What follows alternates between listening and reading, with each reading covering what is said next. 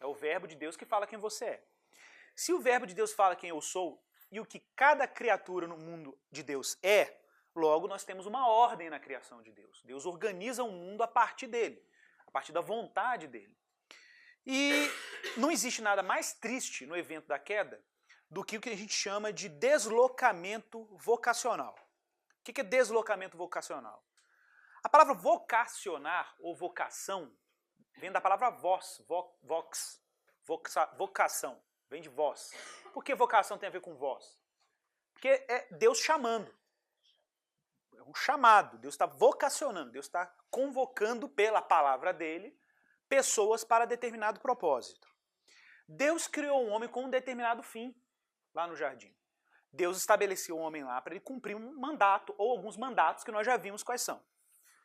Todas as vezes que o homem se desloca de Deus, que é o centro do universo e é o centro da existência humana, ocorre uma crise no homem, que é uma crise de deslocamento vocacional. Você não sabe por que você veio ao mundo. Basicamente é isso que acontece. Você não sabe com qual fim, com qual propósito você veio ao mundo. Gente, essa é a crise da humanidade. As nossas clínicas psicológicas estão aí lotadas por causa disso, porque as pessoas não sabem por que elas vieram ao mundo. A gente tem um problema porque nós nascemos, temos consciência de que existimos, de alguma forma, mas aí você fala, tudo bem, mas eu vim a esse mundo e tenho consciência de que eu existo. Nenhum animal tem essa autoconsciência como a gente tem. Da existência da gente, da existência do outro, de ideia de futuro, ideia de passado. Animais não têm memória no sentido que a gente tem, memória simbólica. Eles têm uma memória biológica, né? Uma memória intuitiva. Eles sabem que diante do perigo tem que reagir de uma determinada forma por causa, às vezes, de uma experiência que ficou impressa na memória deles. Mas não é uma memória igual a gente tem. Aquela memória afetiva, simbólica, é diferente. Isso porque nós somos um ser que, em algum sentido, nós temos um privilégio em relação aos outros seres, por causa da nossa semelhança com Deus. Animais não têm isso na sua natureza. Não tem essa vocação na sua natureza de serem criados, terem sido criados à imagem de Deus. Nós temos. Isso nos coloca numa crise, porque apesar da gente ter uma absurda consciência da nossa vida, de que a gente está aqui no mundo, que a gente existe, que a gente nasceu e que a gente tem que dar um sentido para ela, a gente não tem muita clareza por que viemos ao mundo. Então essa falta de consciência existencial é a raiz da nossa angústia. É a raiz da angústia do ser humano. Todo ser humano sofre com isso. Quando você vai evangelizar, fazer um impacto na rua, alguma coisa dessa natureza, lembre-se disso, você está lidando com pessoas que simplesmente não sabem por que estão no mundo. Eles não sabem. E querem saber, sofrem com isso. Tentam dar algum sentido para a vida. A partir de quê? A partir da idolatria aqui. Porque todas as vezes que o homem não encontra sentido em Deus, ele vai procurar sentido em alguma coisa dessa experiência aqui. Ó. Dessas diversas experiências humanas. Aquele que vendeu o peixe melhor para ele, vai ganhá-lo. E aí ele vai projetar toda a vida dele a partir dessa idolatria aí. Ô fulano, vai trabalhar, rapaz, você precisa ganhar dinheiro para ser alguém na vida.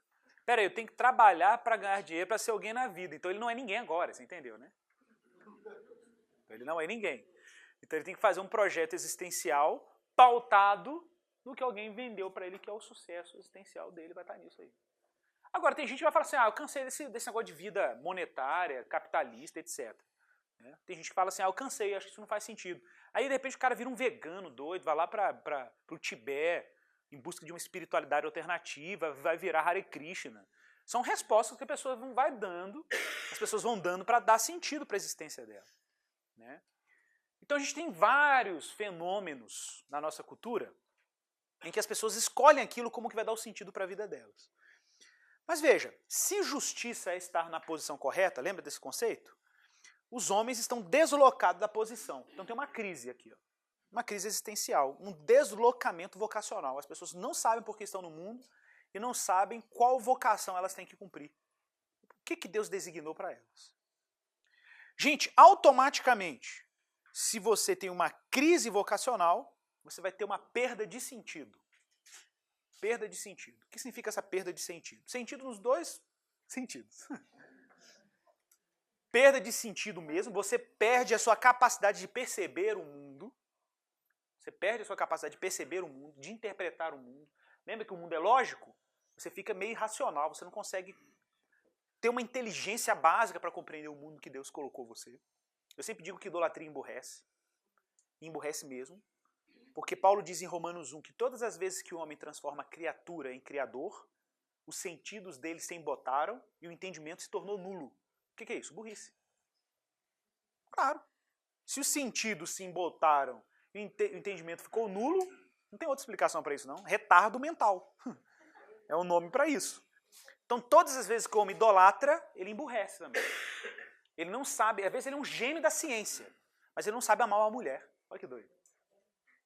Às vezes ele é um gênio do conhecimento de astrofísica e quântica avançada, mas não sabe conviver com o ser humano. Tem uma dimensão da vida dele que ele se perde, que ele emburrece. É muito louco. Hã? E aborrece também. Verdade. Gente, então o homem, ele perdeu o sentido da existência. Agora, olha que louco isso. Se o que dá sentido para o ser humano é o que o verbo de Deus fala sobre o que você é, o que você tem que fazer, vocação, a voz que fala para você o que você tem que fazer, vocação. É isso que dá sentido. Observe que a guerra no jardim na hora da tentação. Chama a atenção de vocês para esse detalhe. Qual foi a guerra no jardim? A guerra era uma guerra de sentido. Como assim? Ora, Deus tinha dado uma palavra. Não come da árvore do conhecimento do bem e do mal. De todas as outras vocês podem comer. Essa foi a tensão. Essa era a palavra que orientava a vida de Adão e Eva. O que a serpente fez? Ela introduziu um outro sentido para essa palavra. A guerra ali é de discurso. Não é uma guerra de discurso? Claro que é uma guerra de discurso. Por quê? Porque a serpente está convencendo o homem por meio da palavra dele, né, dela, da serpente. Então Satanás está introduzindo uma informação que não tinha antes. Quando ele introduz uma informação, é como se fosse um vírus no sistema, né? Isso é um programa. Você tem um programa, aí o que é um vírus? O vírus você tem um programa. O programa faz com que um software funcione dentro de uma função. O que é o vírus? Ele incorpora um código no programa que faz com que o programa funcione com a função distorcida. Foi exatamente o que a serpente fez. Ela introduziu uma linha no programa que foi suficiente para bagunçar tudo daí para frente. Mas ele só conseguiu introduzir porque o homem teve consentimento em relação a esse discurso. Não foi bem assim que ele disse? De todas as árvores do jardim comereis? Não sei. Ele introduz uma desinformação. Qual foi a postura de Adão e Eva? Compraram a desinformação. A relação deles com o mundo, se era mediada pelo verbo, entre eles e o mundo tinha um verbo ali, né, a palavra que dava sentido, essa palavra ficou distorcida. Qual foi o efeito imediato? Uma perda da noção, do sentido da sua relação com Deus, uma perda do sentido da sua relação com o mundo, com a criação de Deus, e uma perda de sentido da relação consigo mesmo. O homem começa a se olhar de forma diferente, por isso que eles viram que estavam nus de repente, e não via antes. Então o que acontece com a queda? Nós perdemos a nossa compreensão de Deus, perdemos a nossa compreensão da criação de Deus, ela foi afetada pela queda. Então a gente nunca consegue se relacionar com a criação de forma correta, por isso que nós fazemos uso abusivo dos recursos naturais. Por que a gente polui? Por que a gente joga lixo? Por que a gente tem uma relação inconsequente com a natureza? Porque a queda afetou a nossa forma de se relacionar com o mundo. A gente explora, esquece de cuidar. Usar recursos naturais, gente, é um mandamento bíblico. Usar os recursos naturais de forma irresponsável é um pecado. A propósito, lá em Apocalipse está escrito que Deus vai destruir os que destruíram a terra. Está lá em Apocalipse. Deus vai destruir os que destruíram a terra. Já está sendo entesourado para o julgamento de Deus. Não tem jeito. Não tem jeito. Se você jogou lá um detergentezinho lá de forma irresponsável na criação, se a gente fez um uso... Isso tudo por causa da queda. A gente é irresponsável. A gente faz um uso irresponsável dos recursos, mesmo sendo crente. Isso tudo vai ter um efeito sobre a criação. E a nossa mordomia cristã em relação à criação de Deus está sendo comprometida. A gente precisa, inclusive, rever os nossos hábitos de consumo, que passa batido, mas a gente tem que rever tudo isso. Porque a nossa forma de se relacionar com o mundo de Deus está sendo um pouco irresponsável. Aí você fala, que isso? Deus vai queimar tudo em fogo. Já falei minha opinião sobre esse tipo de teologia. Gente, você perde o sentido. Tudo fica comprometido. Os mandatos ficam todos cheios de problema. Mandato social. A nossa relação com o outro fica tão afetada pela queda, que ao invés de eu me relacionar com o outro no sentido de cuidar do outro, o que você faz? Foi a mulher que não me deste. Entendeu? Foi a mulher que não me deste. é reação imediata depois da queda. A reação imediata não é proteger. É instrumentalizar o outro. É transformar o outro em instrumento. Você pega ele e põe ele como escudo. Ó, foi a mulher que tu me... Se for bater, bate nela primeiro. Depois... Entendeu, né? Ué, gente, é horrível, mas é o que o homem fez depois que caiu. E é o que a gente faz o tempo inteiro. Não é isso? Aí chega a Mara e diz, quem foi que deixou a torneira aberta? Foi fulano. Assim. Mara, não pode deixar a torneira aberta. Aí existe um conceito, dois conceitos fundamentais da reforma protestante. Os protestantes davam muita ênfase nesses conceitos, que é o conceito de depravação total e graça comum. Graça comum já deu uma introdução. Depravação total é isso que eu estou falando aqui. A queda, gente, foi tão grande, tão radical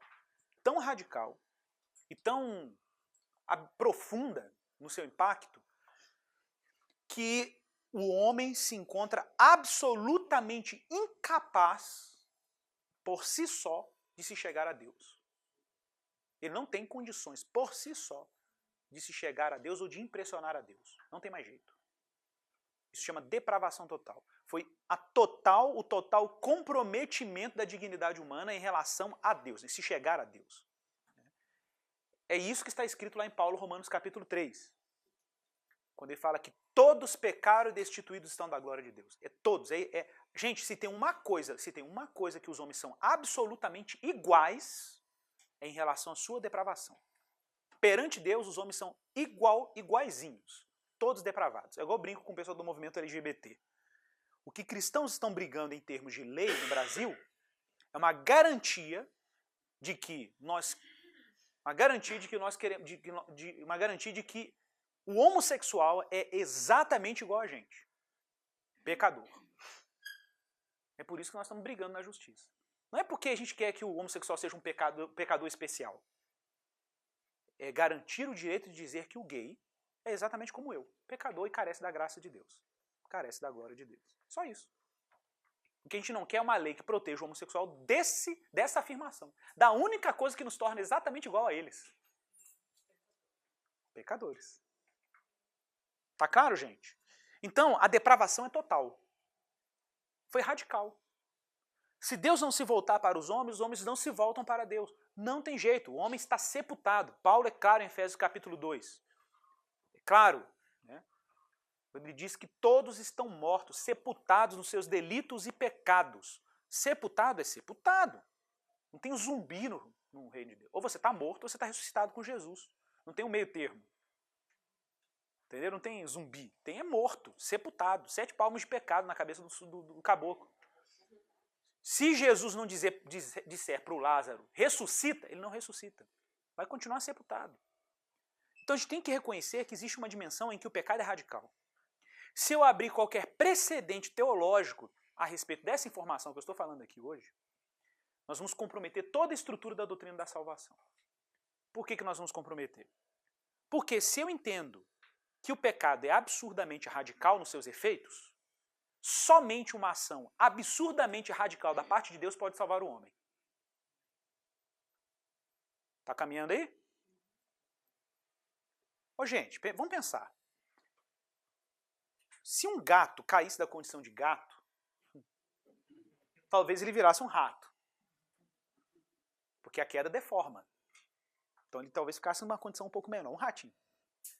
Sei lá, se um orangotango, que na escala evolutiva é considerado uma espécie mais evoluída, estou fazendo uma linguagem darwinista aqui só para ironizar, tá bom? É só para ilustrar. Então o orangotango, que seria, né, em relação a um gato, ele é mais evoluído, né, em termos de inteligência, estrutura genética, blá, blá, blá. Se ele caísse da condição de orangotango, talvez ele virasse um homem, estou brincando. Talvez ele virasse...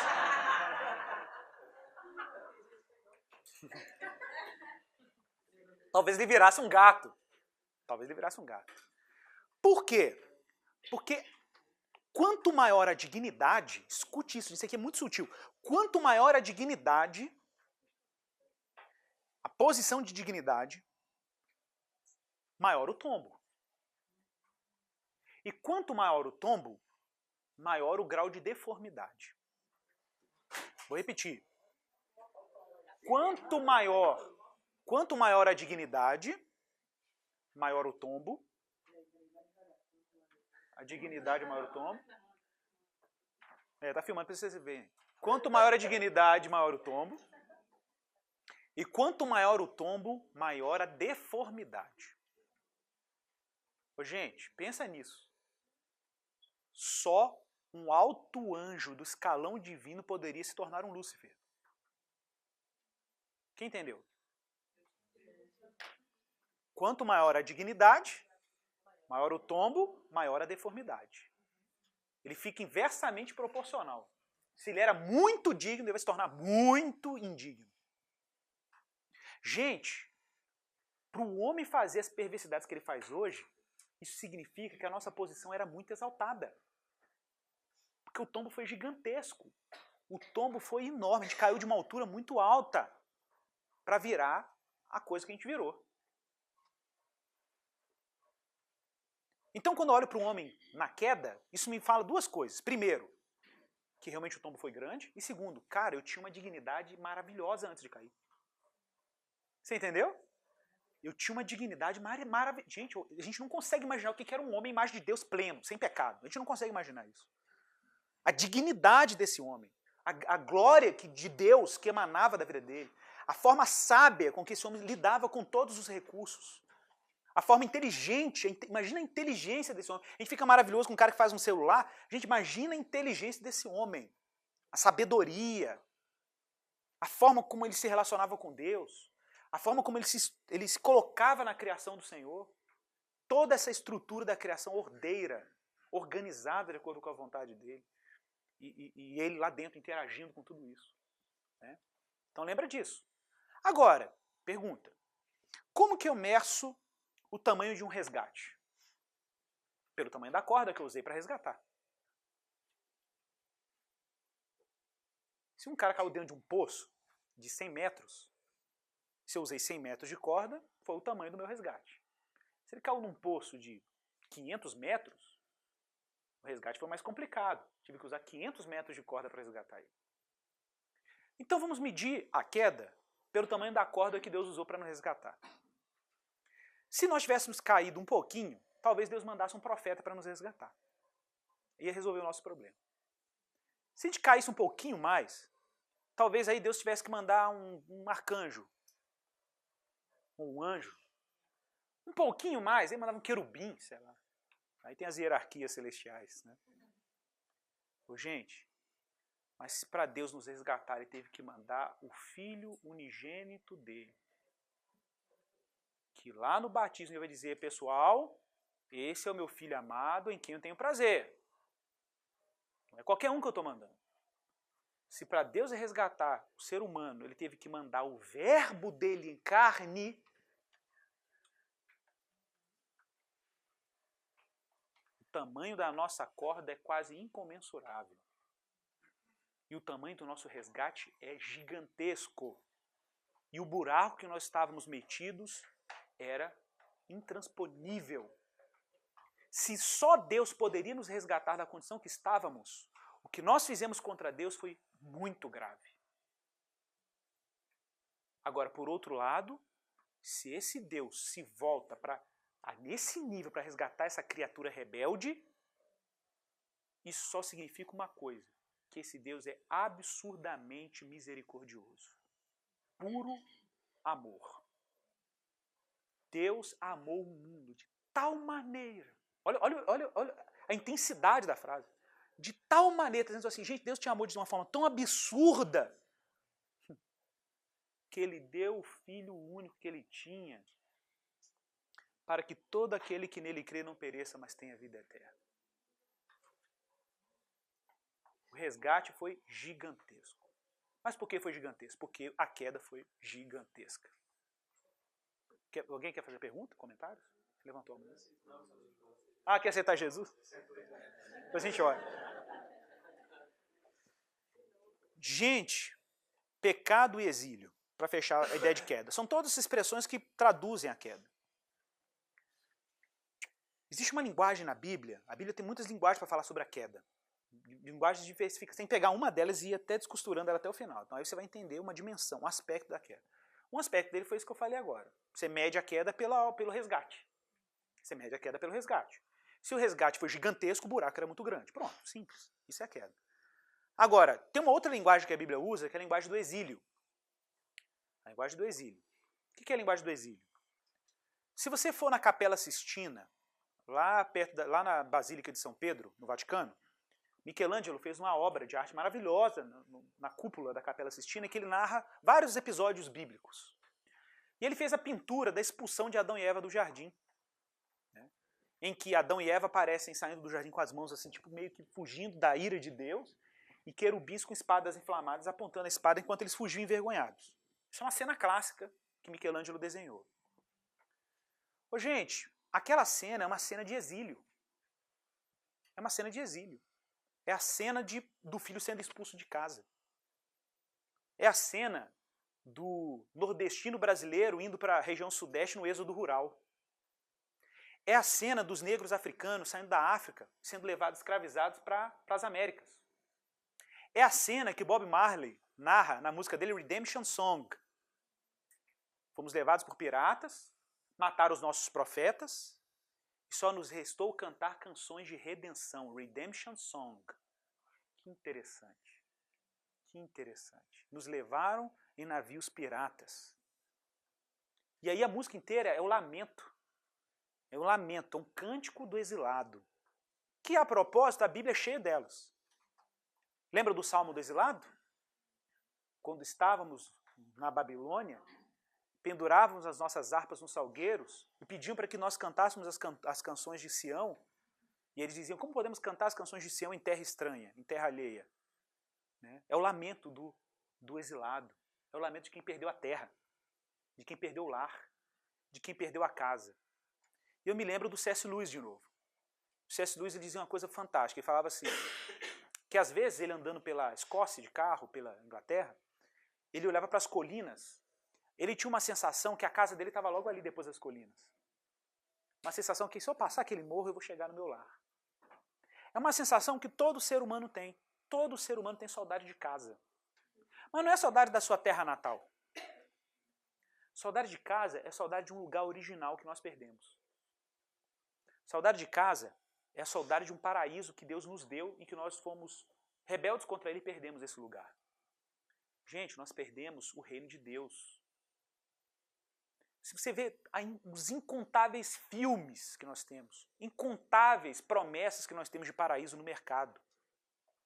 Se você vê os comerciais de carro, você vai ver sutilmente lá está o discurso. Nós temos um paraíso para você.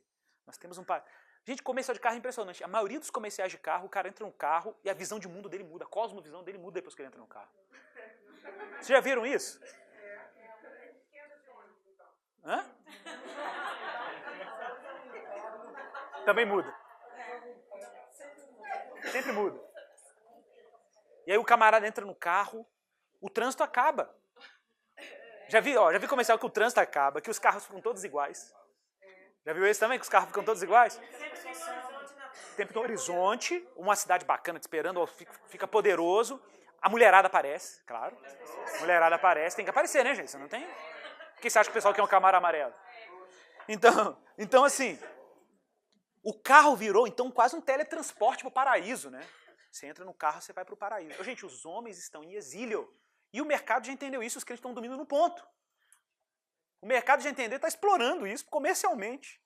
Que ser humano precisa de paraíso, ele está em busca do paraíso perdido. Ele está em busca de uma terra que ele perdeu, de um lugar que ficou para trás. É a cena do Michelangelo, Adão e Eva fugindo do jardim em pânico. Porque ficou para trás o jardim. A cena é exatamente essa. Você vê aquela mata para trás, eles andando tipo num deserto. Assim. Porque o que resta é deserto. O que resta mesmo é exílio. Exílio. Mas a Bíblia, além de ser um livro de exílio, a gente tem inúmeras narrativas de exílio na Bíblia. O Êxodo, o que você acha que é o Êxodo? O que você acha que é Abraão saindo da sua terra indo para a terra da sua terra que eu te mostrarei? O que você acha que foi o exílio babilônico? Nabucodonosor mandando os israelitas para Babilônia. O que você acha que é Ezequiel lá no rio Quebar, profetizando? O que você acha que é Daniel na corte de Nabucodonosor, ou melhor, na corte de Medo-Persa, né? De quem? Não, Dario não, antes. Bom, enfim. Aí ele está lá na corte orando 3 vezes ao dia, olhando para Jerusalém com saudade de casa, Aí ele abre o rolo do profeta Jeremias e encontra: o exílio será de 70 anos. Ó, acabou o prazo, vamos voltar para casa. Gente, é tudo lógico. Neemias, Esdras, tudo na Bíblia você vai ver que essa história, exílio e redenção, exílio e redenção, exílio e redenção. Gente que está indo embora rebelde e Deus trazendo de volta para casa. Foram embora por causa do julgamento de Deus, Deus trazendo de volta para casa. Os desterrados de Israel, nesse que a Bíblia chama, os desterrados sem terra. Aí você chega lá no livro dos evangelhos, Jesus vai fazer uma parábola. A parábola do filho pródigo. Perfeito. A parábola do filho pródigo é perfeita. Um filho que está dentro da casa do pai, que tem um irmão que tem problemas com ele, um filho que o pai privilegia de alguma forma, ele pede a herança e fala: eu vou dar conta da minha vida, igual Adão e Eva no jardim. Eu vou dar conta da minha vida, me dá a parte que me compete, me dê o poder, que eu vou ter autonomia para dar rumo para a minha vida. Toma aqui, meu filho, vai. E aí você vê claramente na parábola que tem uma gradação, ou uma degradação. São degraus mesmo, para baixo. Ele vai perdendo dignidade gradativamente. É o exílio vai acabando com você. Quanto mais longe do jardim, mais angústia. E você vai descendo a serra, vai descendo a serra, vai descendo a serra. Quando ele está no buraco, comendo com os bichos, nem mais ele comia comida dos bichos, porque os bichos não deixavam, aí lembrou da casa do pai dele. Falou: ó, lá na casa do meu pai era tão bom, rapaz. Não me faltava nada. Mas você não queria liberdade? Liberdade abrasada sobre nós? Aí, ó. A sua liberdade, o que você fez? O que ela fez? Liberdade ilusória. Porque liberdade não é viver sem Senhor. Liberdade não é viver sem Senhor. Gente, viver sem Senhor é uma impossibilidade. A discussão não é ter Senhor e não ter Senhor. A discussão é ter o Senhor certo. Porque um Senhor você vai ter. Ou é Deus ou é um ídolo. Um dos dois vão querer governar a sua vida. Todo mundo vai ser servo de alguma coisa. A gente tem que pedir a misericórdia de Deus para a gente estar debaixo de um Senhor certo, para a gente ser servo do Senhor que a gente tem que ser. Porque se você cair na mão de um ídolo, você vai estar caindo na mão de um tirano. Ele vai te dar um, vai tirar três. Porque o ídolo te ilude. Ele te vende uma falsa liberdade. Então pensa nessa estrutura do filho pródigo. O filho pródigo está descendo a serra. Quando o filho pródigo chega lá no final do processo, ele se arrepende. E adoro essa palavra, tanto em hebraico quanto grego. Hebraico techuvá, conversão, mudança de direção, 180 graus. Ele muda o rumo existencial dele e volta. Techuvá. Metanoia, vocês conhecem, mudança de mente, mudança de mentalidade.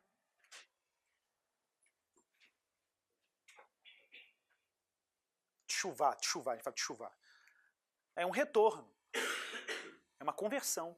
Você está voltando para casa. Você está voltando para o Senhor, você está retornando para Ele. Retornando para a casa do Pai. É o retorno do exílio. Ele é recebido com alegria em casa. Recebido com júbilo em casa. Porque é o filho exilado que está voltando. É o filho exilado que se converteu. Estava na diáspora, sendo devorado pelos ídolos. Ele abandona os ídolos, chega humilhado na casa do pai, e o pai recebe ele como filho, como sempre foi, até com mais dignidade. O irmão mais velho pira, não entende, fala: como é assim? Mas é isso mesmo, é assim que ele faz mesmo. Desse jeito.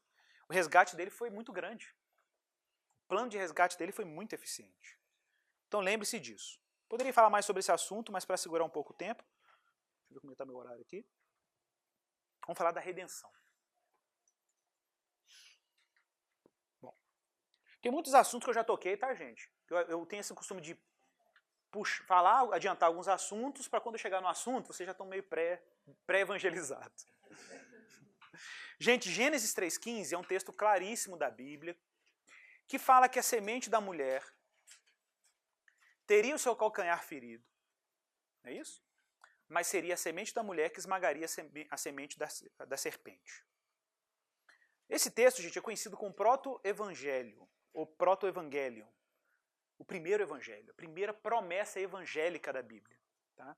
É a primeira vez que nós vamos encontrar na Bíblia uma promessa sobre o que Deus, uma promessa redentiva, que Deus está planejando um resgate.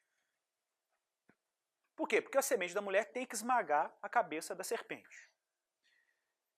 Eu vou lembrar aqui de um detalhe interessante, que é Irineu de Lyon, pai da igreja que eu já mencionei ele aqui, né, no livro Contra as Heresias. Deixa eu apagar aqui para ficar mais claro. Irineu de Lyon, que eu falei para vocês, ele é da linhagem apostólica, né?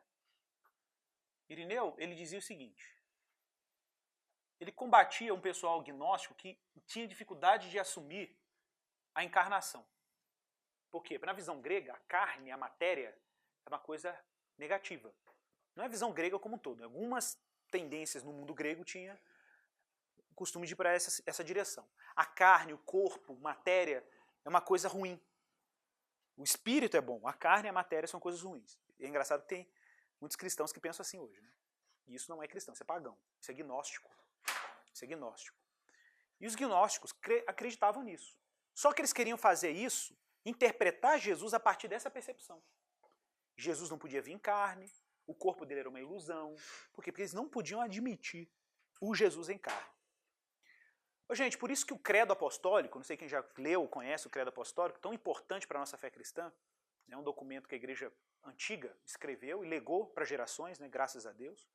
Porque o credo apostólico é um grande resumo, você tem ele aí, né? Olha que legal. O credo apostólico é um resumo da fé cristã. Creio em Deus Pai Todo-Poderoso, Criador dos céus e da terra. Aí o credo depois fala assim, e em Jesus Cristo, nosso Senhor, que nasceu da Virgem Maria. Olha que interessante isso. Isso era o resumo da fé cristã, no contexto em que falar que o verbo de Deus, que Deus tem um filho, que foi gerado na eternidade e se fez carne, era um escândalo. Porque para os gnósticos, o verbo, o logos, se fazer carne, era uma heresia para os gregos. Mas era a afirmação do evangelho, que Deus estava radicalizando a sua missão, ele estava entrando no mundo por um homem, num corpo humano. E aí o Irineu de Lyon vai falar sobre o nascimento virginal de Jesus.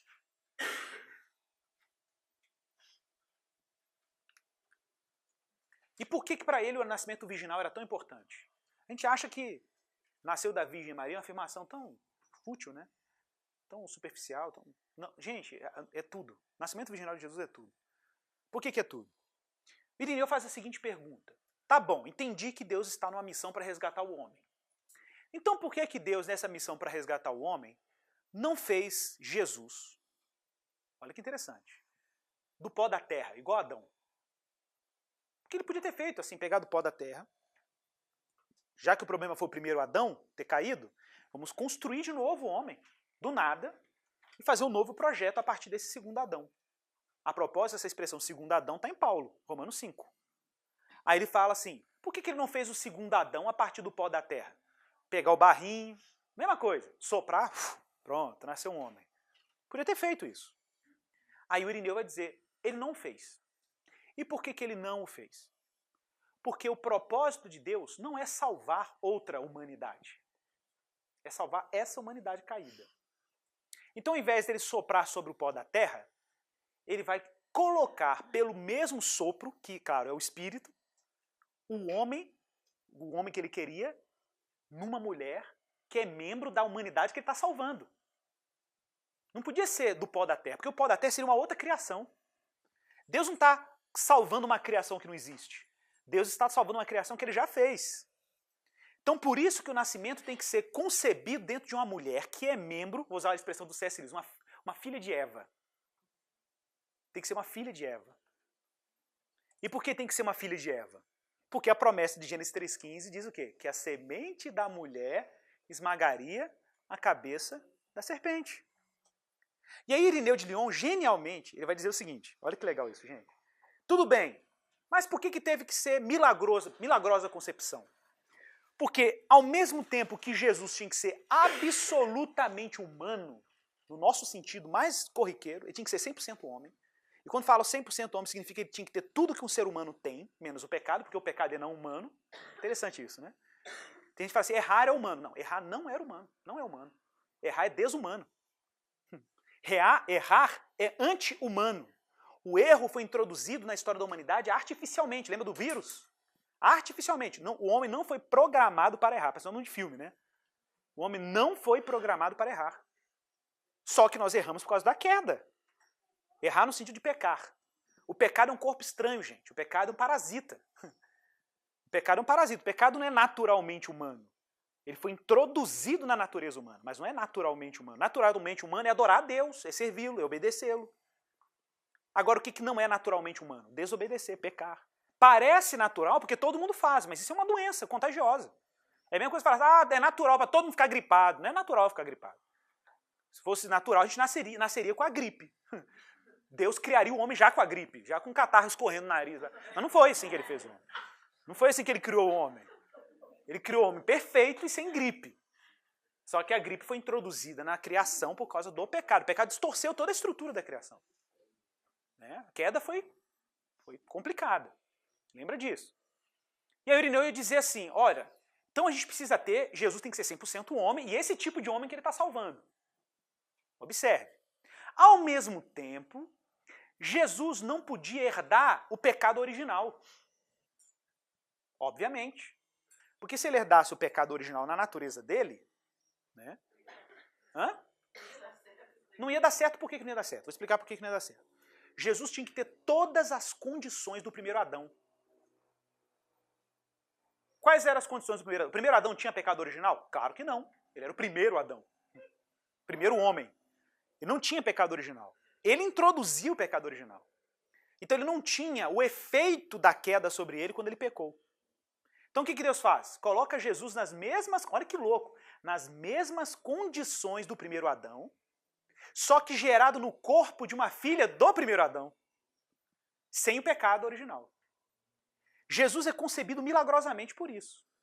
Não vou entrar em pormenores, mas essa é a ideia que está lá no Novo Testamento. Está por trás do Novo Testamento. E o mais legal, ele é absolutamente divino. E por que ele é absolutamente divino? Porque a depravação do homem e a queda do homem é algo tão grave que só Deus pode resolver. Não podia ser um anjo, não podia ser um arcanjo, não podia ser um profeta, tinha que ser 100% Deus, tinha que ter divindade. E a divindade é introduzida na história por meio de um homem que é Jesus. Então Jesus tinha que ser integralmente humano, e esse tipo de um homem que nós somos, sem o pecado, e ele tinha que ser integralmente divino, porque só Deus poderia dar conta da complexidade do nosso pecado. 100% homem, 100% Deus, como diz a Fórmula Calcedônia, pesquisa na internet. Fórmula Calcedônia é uma confissão cristã antiga, que foi feita em Éfeso, é uma confissão cristã que eu subscrevo, todo cristão deveria fazê-lo também, que afirma claramente a natureza de Jesus, como que ela é. 100% Deus, 100% homem, sem mistura das naturezas, sem comprometimento de uma natureza sobre a outra. O fato de Jesus ser divino não afeta a humanidade dele, o fato dele ser humano não afeta a divindade dele. Eles convivem harmoniosamente, sem confusão de substâncias. Então não mistura uma coisa com a outra. Isso aí é muito legal, isso é muito importante saber. Tem implicações muito sérias sobre missões, parece que não, mas tem. Mas olha que legal. Ok, eu entendi então que lá no Éden Deus prometeu uma semente. Aí você começa a perceber na Bíblia uma série de genealogias na Bíblia. E ninguém tem conta de dar conta de ler aqueles negócios direito. Aí você pula a genealogia e tal. A gente fica assim, mas por que Deus botou essas listas tão complexas de João gerou Jeroboão, Jeroboão gerou Roboão? Né? A gente fica naquele dilema, né? Ô, gente, as genealogias não estão na Bíblia em vão, não. As genealogias foram colocadas na Bíblia para você poder rastrear a semente. A palavra grega ou hebraica para semente na Bíblia, cadê a menina da NVI? A menina da NVI. Abre Gênesis 3,15 para mim e lê para mim aí. Olha só que interessante, por favor. Olha só, zerá, em hebraico, zerá é semente. Palavra no original para semente. Em grego, porque você sabe que a Bíblia, o Antigo Testamento foi traduzido para o grego. A versão grega do Antigo Testamento chama Septuaginta. A gente abrevia com o nome de LXX. É uma abreviação para Septuaginta. Uma versão grega do Antigo Testamento. Os autores judeus que fizeram essa versão grega, eles olharam para essa palavra hebraica e traduziram para a palavra grega, espermáticos. Que lembra esperma, né? Espermáticos. Olha que interessante. Isso aqui é o quê? DNA. Ok? Material genético, é isso. Tem versões que falam semente e tem versões que falam descendência. Por que essa confusão? Porque a palavra hebraica zerá tem esses dois sentidos. Pode ser semente e pode ser descendente. Por que isso é importante? Porque isso aqui implica em genealogia, DNA. Vai acompanhando o raciocínio. O que Deus está prometendo? Nós vamos ter duas descendências. Uma descendência da serpente e uma descendência da mulher. A descendência da serpente vai ter alguma vitória, porque ela fere o calcanhar. Mas quem tem a vitória final é a semente da mulher. Então Deus está falando o quê? Tem duas linhagens na história bíblica. E aí você vai lendo a Bíblia. Já chega no caso de Caim e Abel. O que você tem no caso de Caim e Abel? Duas descendências. Uma briga com a outra, uma tem problema com a outra. Né? Uma não tem problema, a outra tem problema, né, na verdade. Caim e Abel. Aí você vê, Caim inveja Abel, Abel agrada a Deus, Caim vai lá e mata Abel. Pensa em Adão e Eva, gente, depois da queda, imaginando. Claro que estou fazendo isso em termos bem ilustrativos, mas vamos lá. Imaginando. Puxa, será que é Caim? Será que Abel é a promessa? Será que Abel vai resolver os nossos problemas? Será que Abel é o filho escolhido que vai esmagar a cabeça da serpente, vai ter o triunfo sobre o mal e a redenção vai se manifestar? Pensa em Eva criando essa expectativa depois de ouvir a promessa de Deus em Gênesis 3,15. Aí Abel, que pensa, podia ser a semente prometida, porque Deus aceitou a oferta de Abel. Caim vai lá e mata Abel, acabou o projeto. O projeto de semente morreu. Acabou, ué, pode fechar a Bíblia, então bora. Não tem Apocalipse, não tem profeta, não tem mais nada. Patriarca, acabou a história, a semente morreu. Aí você chega em Gênesis, olha que legal isso, gente. Depois desse evento,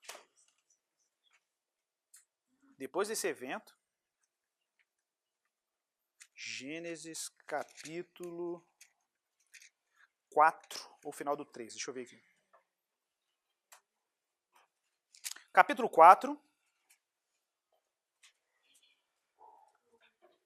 Acontece o primeiro homicídio, obviamente, no verso 8, 4:8. Vai falar no verso 17 dos descendentes de Caim, que eram todos dados à violência, mas também tinha uma galera que gostava de cultura, de arte, gostava de civilização. Interessante, interessante. Graça comum, né, gente? Graça comum. Eles eram cheios de graça comum, mas nada de graça especial. Eles queriam só usar o recurso que Deus dava para fazer o que eles queriam.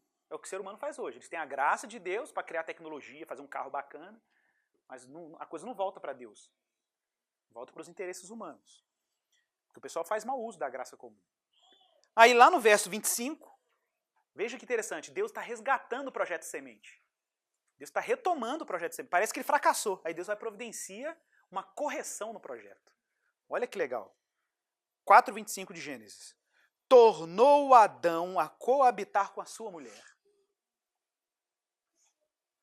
E ela deu à luz a um filho, a quem pôs o nome de Sete, porque disse ela, Deus me concedeu outro... Como é que está na sua versão aí, NVI?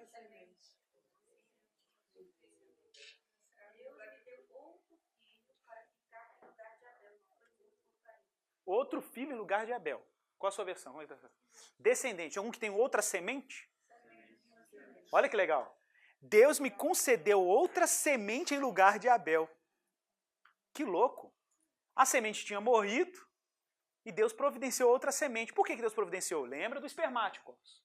Deus tem um projeto semente. Deus tem um projeto de redenção. Ele não pode fracassar. A genealogia tem que continuar. Como é que vai cumprir o propósito dele? O projeto tem que continuar na história da humanidade. Ô, gente, não é à toa que daqui para frente só tem genealogia. Genealogia, genealogia, genealogia. Aí você chega lá no capítulo 10. Depois do dilúvio. Noé sai da arca com 3 filhos. Sem, Cam e Jafé. Quando ele sai da arca com os 3 filhos, vejam que interessante. Deus fala para Cam, maldito seja Cam, servo do servo seja. Ele fala para os Jafetitas, capítulo 9. Tá lá no verso 25 em diante, 9:25 de Gênesis. Aí ele fala para... detalhe, ele não fala para Cam, ele fala para Canaã, que é o filho de Cam. Ele fala assim, maldito seja Canaã, servo do servo seja o seu irmão. Então já viram que Marcos Feliciano viajou na maionese, né? Tudo bem. Um detalhe à parte. Verso 26, porque não foi para Cam, foi para Canaã, mas tudo bem. Verso 26, bendito seja o Senhor Deus de Sem, e Canaã lhe seja por servo. E aí ele diz para Jafé, engrandeça Deus a Jafé, e habite ele nas tendas de Sem, e Canaã lhe seja por servo. Gente, isso aqui é muito doido. Por quê? Porque quem está saindo da arca? A humanidade está saindo da arca. Todas as civilizações humanas estão saindo da arca. Todo mundo nessa sala aqui é descendente de um ou de alguns desses 3. Porque pode ser misturas aí de etnias. Mas a questão é que a civilização está saindo da arca. A raça humana está saindo da arca. E aí Noé traça quase que o destino desses 3 grupos principais da humanidade. Ele vai dizer, lembra que tem um negócio genealógico aí.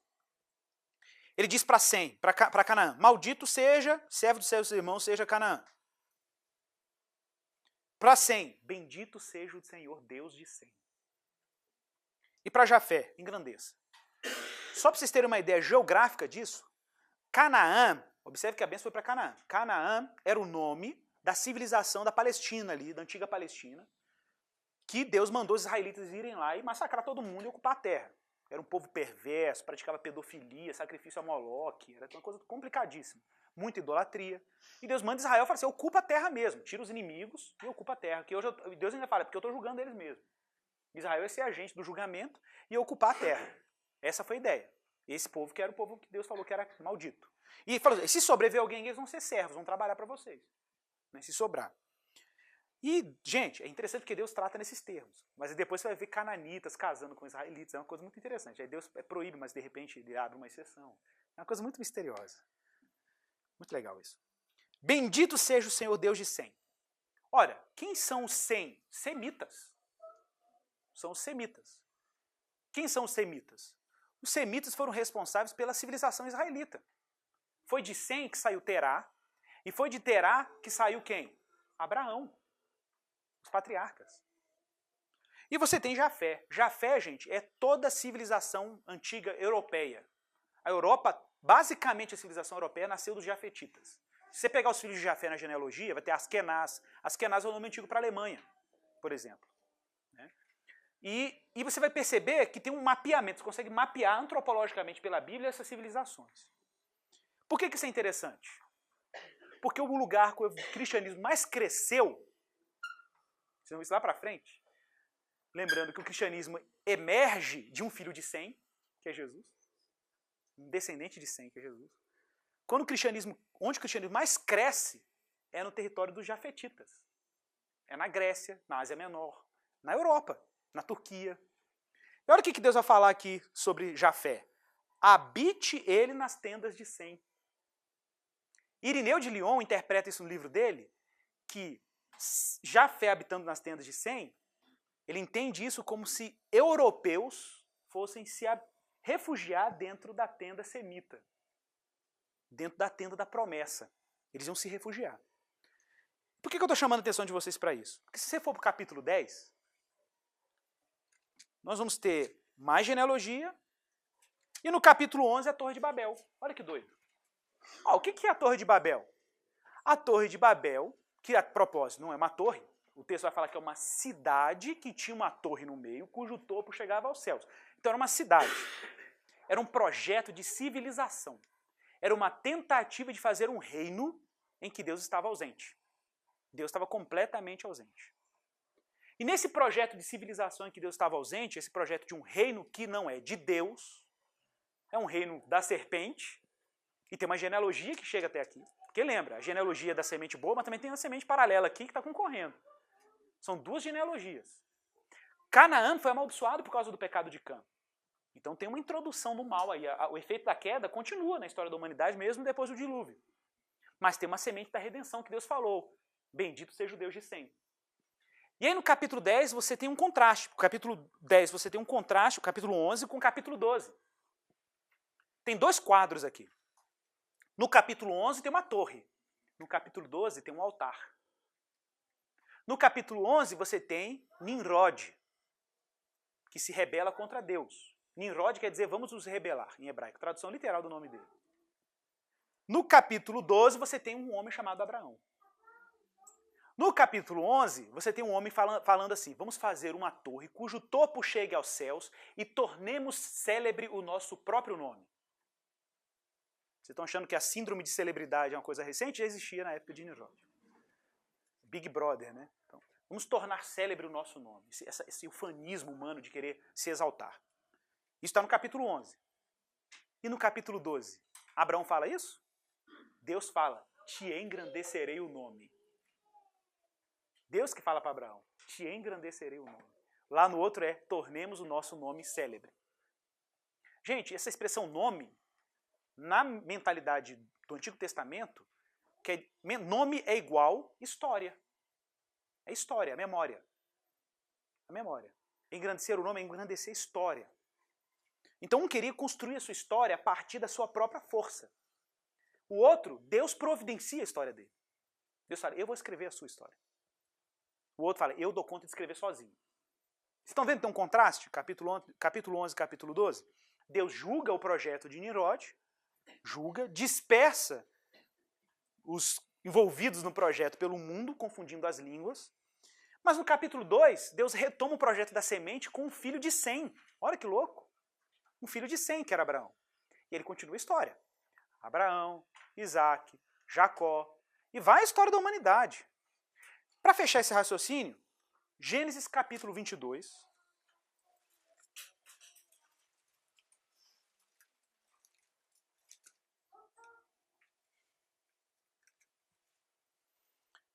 O evento de Abraão levando Isaac para o altar. Depois que Deus exige isso. Pega o teu filho. E eu adoro esse texto, porque tem umas frases aí que são bem intencionais de Deus, né?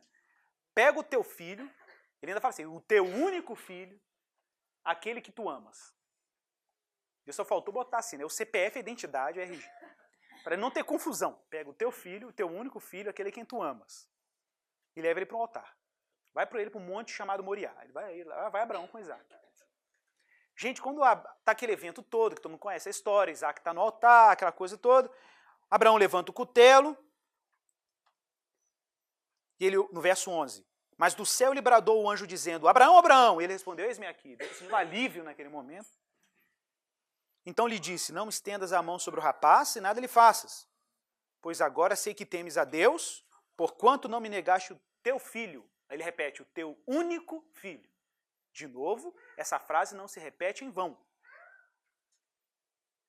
Tem um sentido esse teu único filho. Tendo Abraão erguido os olhos, viu atrás de si um carneiro preso, blé, blé, blé, blé, blé, blé. Então Abraão pôs o nome daquele lugar, o Senhor proverá. Agora que é o mais legal.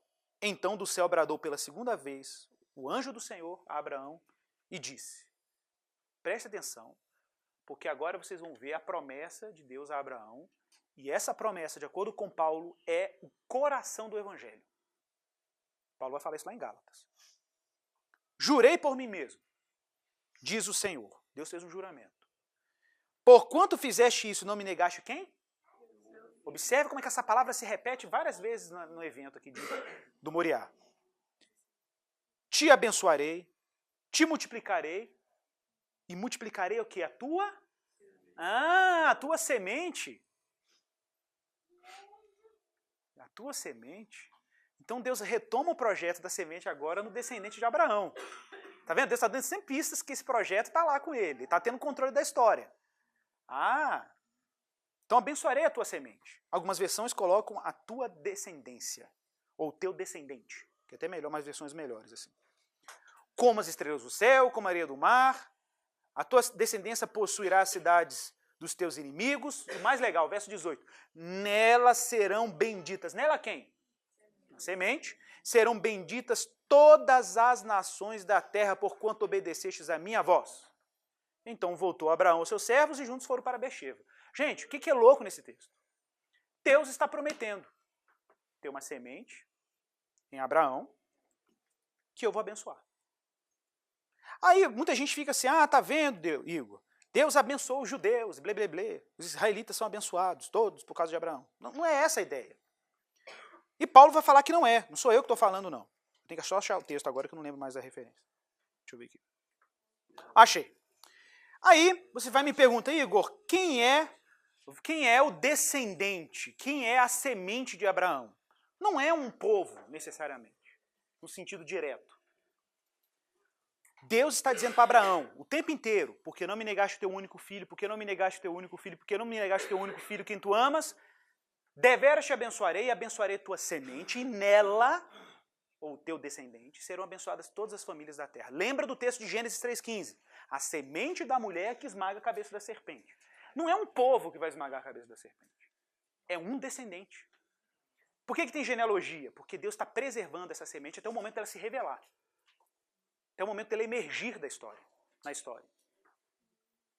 Aí Paulo vai dizer quem é a semente. Ele vai interpretar o texto de Abraão, de Gênesis 22. Gálatas capítulo 3, verso 16. Olha que magnífico. 16. Olha que texto magnífico. Gálatas 3,16. Ora, as promessas foram feitas a Abraão. Quais promessas, gente? As que estão lá em Gênesis 22. E ao seu...